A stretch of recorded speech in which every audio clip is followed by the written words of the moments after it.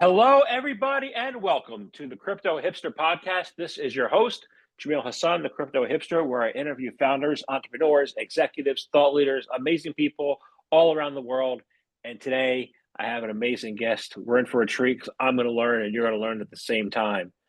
Today I have the founder of Alora Podcasts. I have Naz Kabbani on the call on the podcast. Naz, welcome to the show today. Thanks for having me, Jamil. Looking forward to getting into it. You're very welcome. So let's get into it. Before this season, because as I told you right before we started, I had this amazing show. There's season 7 called Shooting from the Hip. I had 10 amazing guests. They were like some of my best shows. I'm looking forward to this conversation we're about to have. So let's kick things off. I'll ask you first. What is your background, and is it a logical background for what you're doing right now? The short answer is no. The longer answer is, so I grew up in the UK, and was born and raised in Manchester, England. And from the ages of 6 to 18, I was playing for Manchester United and Manchester City, the youth teams. And so I was pretty much very close to playing professional soccer, before kind of getting guided by my parents and maybe myself, because I realized I wasn't going to be the best player in the world, like, Cristiano Ronaldo or things like that. And so I ended up joining college, like going to college in America to continue play soccer, with aspirations to go play professionally, but also to get kind of a good degree. Ended up going to U Chicago, and so I ended up doing that. And then kind of, halfway through college, I started my own company, my first company, and then at the same time, was playing soccer for the soccer team. And then whilst also, during the midway through college, the Lebanese banking crisis happened, which changed my perspectives on, pretty much changed the course of my life so far. That was when I ended up getting deep into crypto, and we can go into, all the more reasons why that ended up happening. But that was kind of a big turning point in my college life. And then post college, obviously joining Paradigm and going like deep down into the rabbit hole of crypto, as you can imagine. And then all that lead me to be where I am now, which is quitting Paradigm and starting my own company and podcasting, which has seemingly no relationship to crypto, but it might do in the long term, that's for sure. I like to think of podcasting and crypto as a support industry. A lot of Yeah, people don't respect the support industries, but they will someday. well, So 100%. Well, one of my theses is that crypto is going to revolutionize podcasting over the next 10 to 15 years, that most people don't really realize or understand how. So we can get into that as well, later down the line, if that's something that interests you too. oh, I do want to get into that, but I do want to get into. So you said something. You said U of Chicago, which as a school is not too shabby. It's a great school. So but you learned about the Lebanese banking crisis, through experiencing it. So I want to, find out, what first of all the backdrop of how that affected you, what it was all about, how that affected. I can tell you about the U.S. one because I was at AIG back in 2008, so I can Oh, tell you wow. all about the banking crisis here, but I want to hear about the Lebanese banking crisis. Yeah, sure. So personally, my mom was born and raised in Lebanon. She grew up there. She lived through the war there. And so I have very strong family ties to Lebanon. I go around once every Christmas. And so basically what happened was, like, Lebanon is a country that's constantly in wars. And it's always trying to fund itself to, be in war with other countries that are either trying to attack it or it's trying to get territory in other countries. And so what ends up happening when countries go into wars is they go into debt to fund those, excursions, or to fund weapon building and stuff like that. And so the government went into debt, and it needed a place where it could use money to fund its wars in different countries, and civil wars too, like against opposition parties, for example.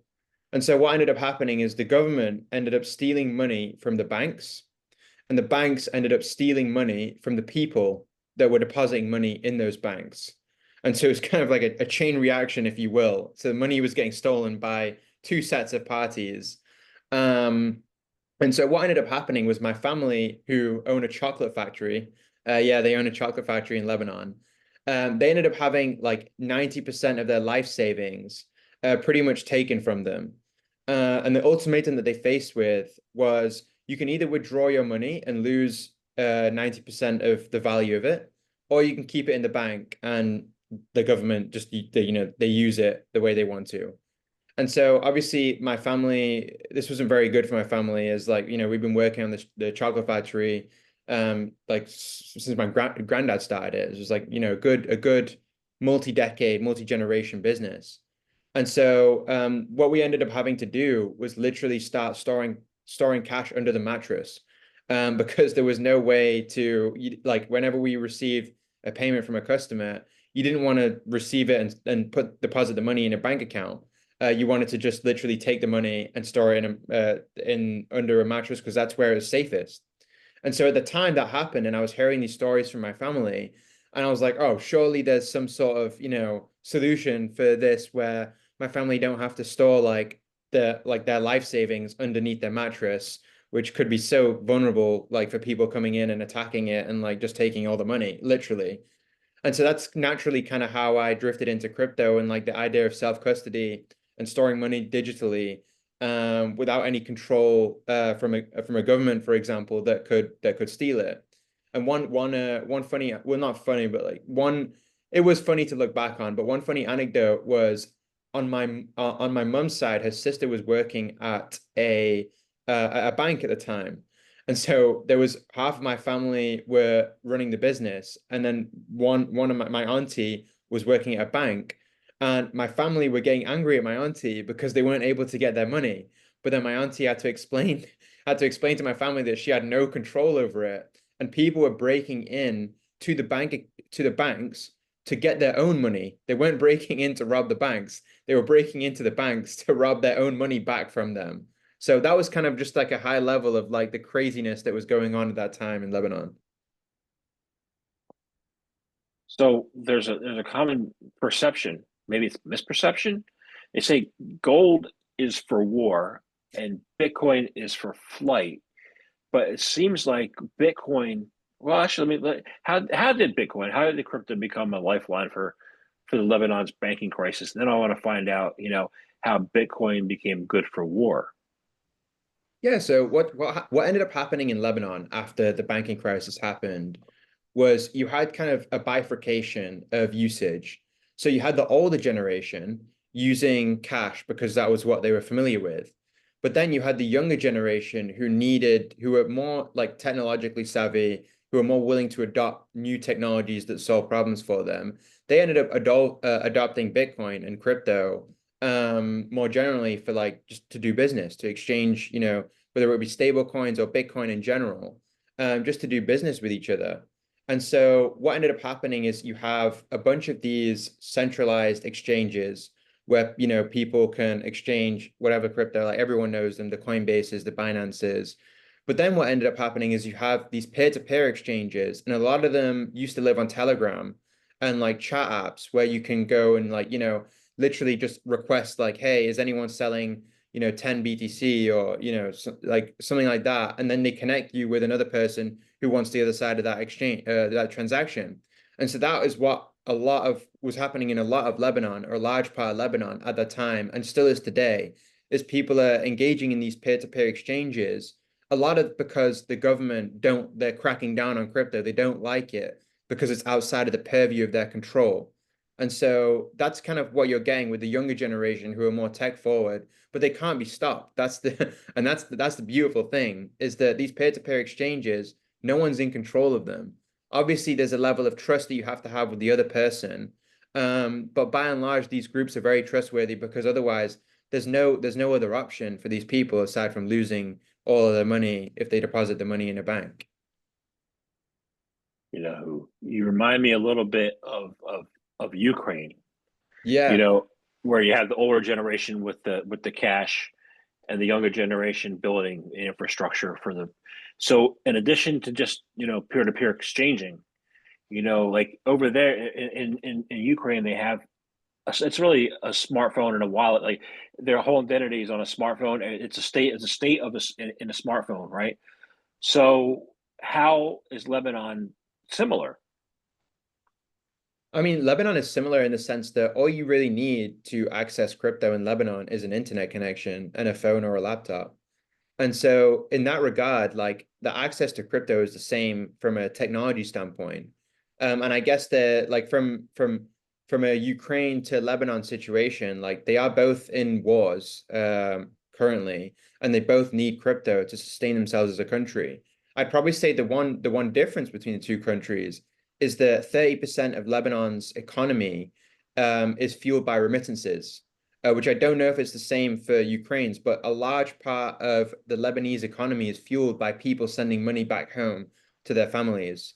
And so doing it via crypto means that the government is not able to take, like 30% of, it's not able to control 30% of the Lebanese economy, which is obviously a substantial amount. And I'm not familiar with all I know is about Lebanon. That's a huge part of the economy, and it's one of the highest remittance countries. And so that's a big difference between the two. But that being said, the similarities are evident that crypto is playing a huge role in both countries, in both wars that they're experiencing. Yeah. So the fact that Bitcoin is only for flight is a misnomer. So the use of crypto blockchain as for a digital identity, what have digital identity use cases? What have been the breakthroughs in Lebanon for that? So in terms of a The use digital of digital identity, identity. yeah. So I mean, from I think because so it's not much in Lebanon to be completely honest, because a lot of the transactions are still being operated on these like peer-to-peer exchanges. And so it's still a lot about like, do you trust this person? Who do you know? Like you invite this person to this group chat, this peer-to-peer exchange. And so a lot of it is still very like it's not in the sense of decentralized on a blockchain, but it's still very decentralized in terms of, hey, I know you, you know him, therefore, the three of you are connected in that way. So there's not much in terms of a formal identity mechanism. That like I think that's the extent of what I'd say to that question. Okay, great. So then you have the crypto and blockchain used for remittances. You have Yeah. it working well in Lebanon. How's the chocolate factory? How's your auntie's chocolate factory right now? I mean, honestly, if any of the listeners or yourself have tried lint, have you tried lint before? You tried Yeah. lint. What I'd say is it's like if lint was 100 times better, and comes in any percentage of cacao that you ever wanted.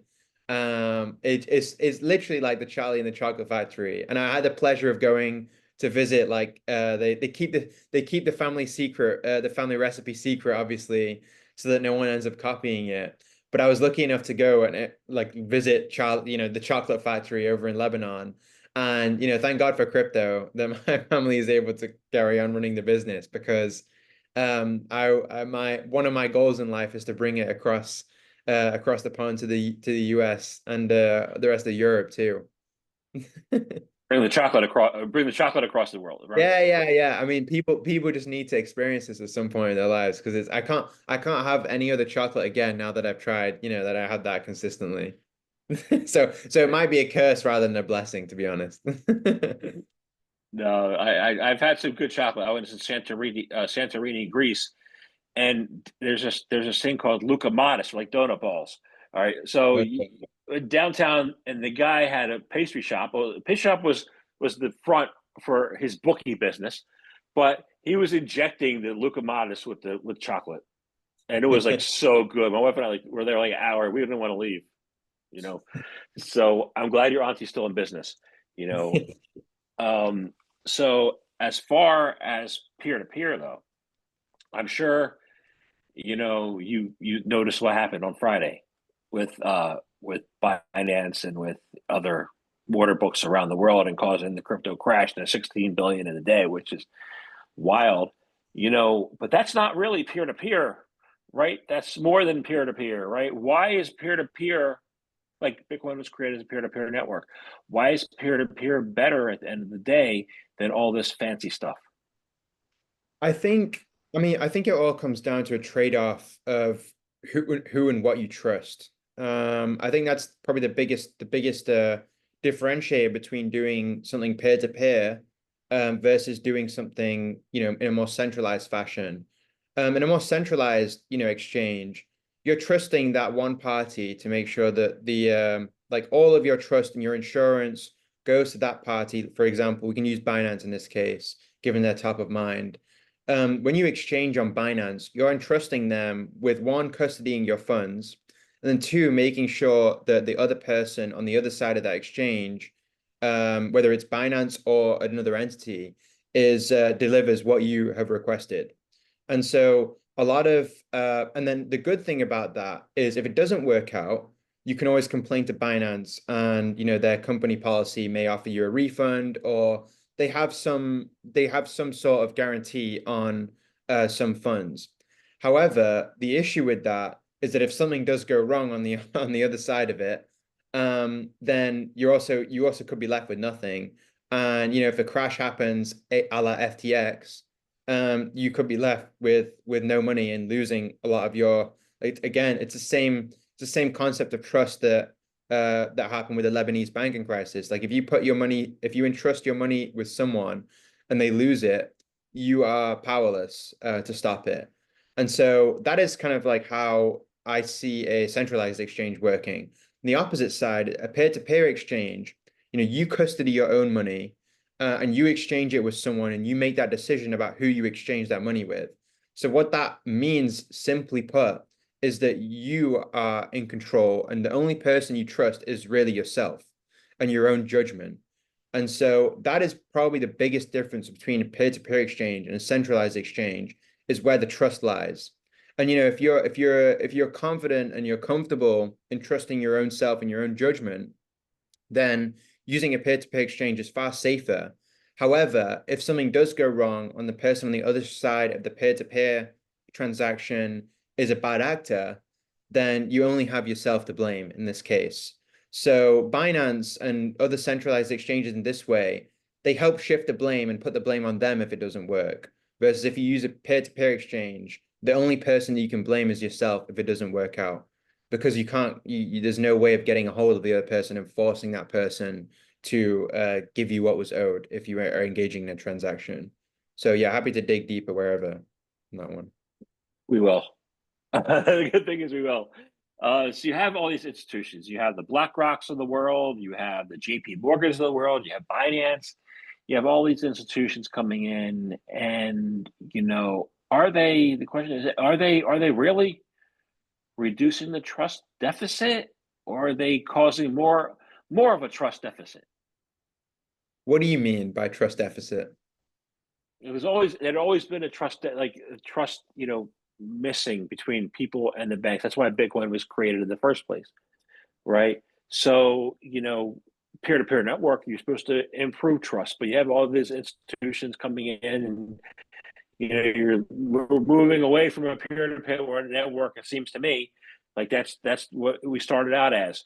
So now you have to trust an institution. Doesn't that defeat the purpose of crypto? Or are you saying that Bitcoin's peer-to-peer network is alive and well, and being strengthened? Where are we at? Yeah, I mean, I think Bitcoin's strength only increases when the trust between like people engaging with the centralized institutions diminishes. So, for example, this is why you're seeing kind of adoption in third world countries much more prevalent than first world countries like the US, because the trust in the institutions in those third world countries, aka Lebanon, Venezuela, where the government can just ultimately print however much money that they want, and so can the institutions too, who are basically collaborating with the government in this case. They're pretty low in trust with those institutions, and those are the places where you see Bitcoin as a great need for these people. And so, that's what I'd say is like where trust is low with the larger institutions, that's where you see Bitcoin increase. So, the more crises we see in the US, for example, like 2008 and like all the other many banking crises that have happened, you will see more and more people start to really open their eyes up and be like, oh, can we really trust these institutions? Do they really have our best interest in mind? All these questions that will be circling for some people right now, but over time, the more bad things, the more dubious activities these institutions engage in, more and more people will be forced to adopt Bitcoin out of necessity to preserve their savings. And it might be a bit dramatic right now as we look and like we're about to enter like one of the biggest AI crypto bubbles that we've ever experienced. But the bubbles don't always last. Well, they never last. And so, it's always important to have that in mind that these institutions may look very trustworthy now, but as I've seen in Lebanon and other countries, they don't always remain trustworthy forever. To say I'm in Lebanon, or say I'm in Turkey, say I'm in Venezuela, or Yeah. anywhere, Yeah.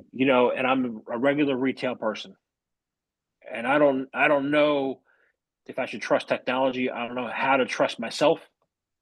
Like, what advice would you tell them to get started to how to trust themselves and trust in this peer-to-peer network so that they Yes. can?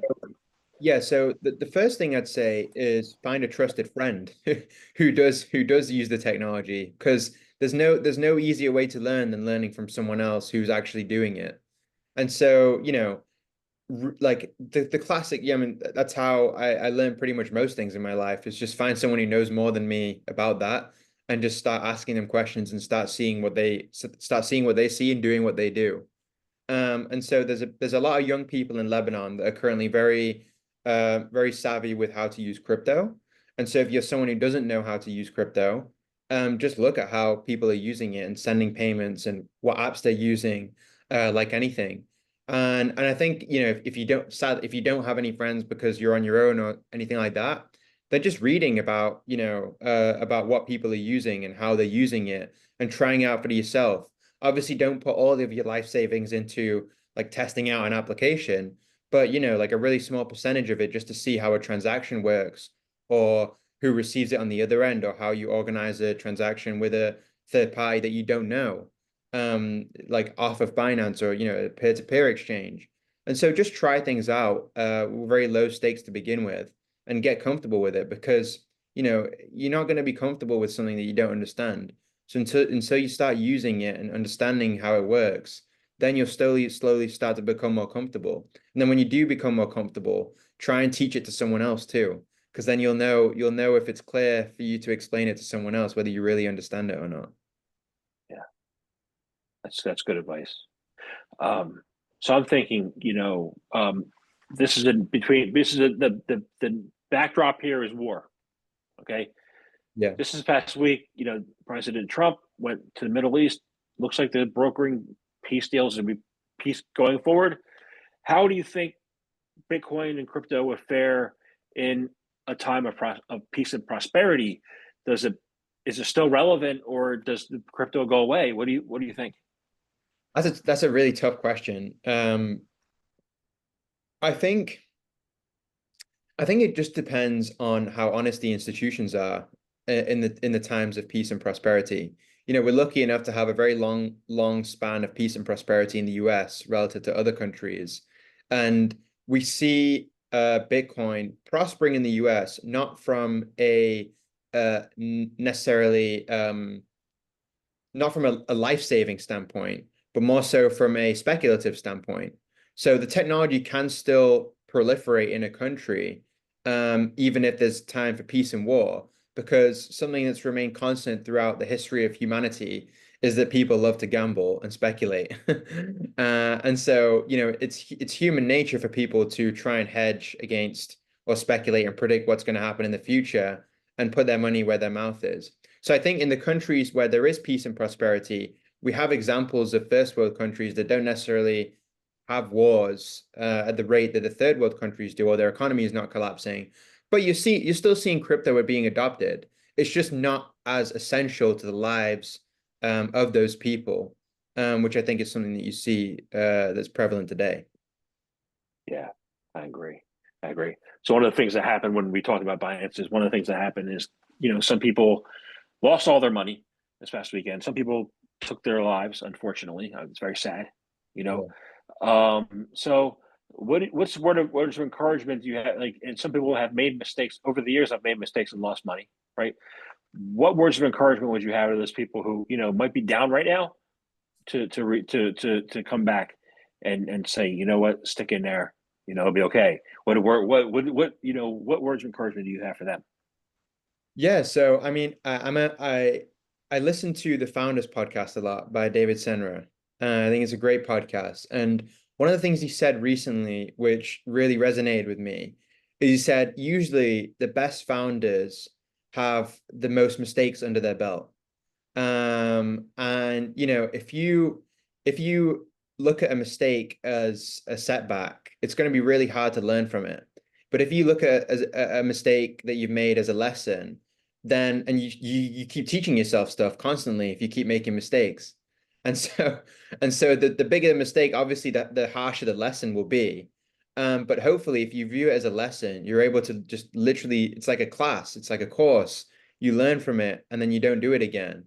And that's probably the biggest advice that I've had that I've taken and I try and use in my life is, there's no such thing as a setback. There's just lessons. And if you can accumulate enough lessons and learn from them, then you'll hopefully avoid making those same mistakes in the future. And obviously you'll make different ones and then learn those lessons too. So it's kind of a never-ending cycle, sadly. Yeah, I know. uh, I'm not going to make a mistake with my next question, though. And I told you we're going to get into it. You said it early on. Yeah. You believe that crypto can revitalize the way that podcasting is done. Yeah. What's your vision for podcasting in that 10 to 15 years we say is going to be revitalized? Yeah, so I think Mark Andreessen famously said like one of the biggest sins of the internet was advertising as a business model. And what ends up happening when ads are being used is it ends up making the experience so much worse for the person using the product, both in a direct way and an indirect way. So a direct way would be like, hey, you literally have to watch like 2 minutes of ads before you watch a YouTube video. And no one wants to do that because the ads are usually terrible. The indirect way is that the content that ends up being posted on these platforms ends up being extremely attention grabbing and not really useful to you. But they need to be attention grabbing because that's what these algorithms are optimizing for. And so you end up with, one, a bad user experience because you see ads, and two, a bad user experience because the content is being guided by the business model. And so what I see for crypto is a different way to monetize products on the internet. And to solve this problem of, hey, you no longer have to see ads and the content will be now useful to you because it's not being catered to advertisers. And so that's kind of like a really high level of how I see the internet shaping up in the next 10 to 15 years. And you're seeing a small glimpse of it right now on products like ChatGPT. Like, for example, there are no ads on ChatGPT right now, which is amazing and it's great and it's useful. However, like you open up Instagram and there's ads everywhere, and it's so frustrating to just look at, like at least from my perspective. And so I see crypto as an alternative business model to ads that can actually scale and power the next Web3, as people love to talk about. I think I see that too. I'd agree that let's hope that it stays with no ads. Yeah. So And the unique thing about podcasting too, which is obviously the second part of the question, is podcasting is an extremely monetizable format as well. Because the people who are listening probably have their AirPods in.